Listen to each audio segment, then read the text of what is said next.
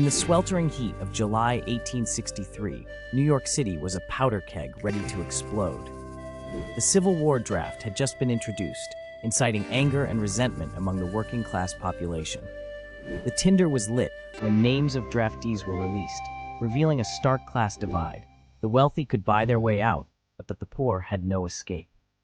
What ensued was a cataclysmic event known as the New York Draft Riots, where the underprivileged Irish immigrants, many of whom felt they were unfairly targeted, unleashed their fury.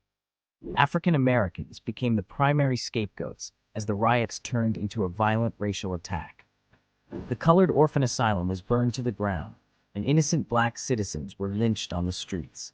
The authorities struggled to regain control as chaos reigned for days. It took the deployment of federal troops and significant bloodshed to quell the mayhem.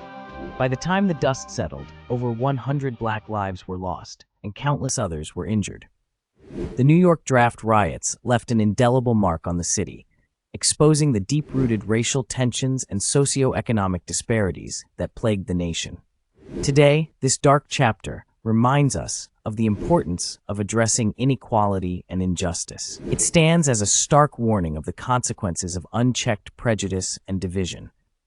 Remembering the New York Draft Riots honors the victims and serves as a vital lesson in our ongoing journey towards a more equitable society.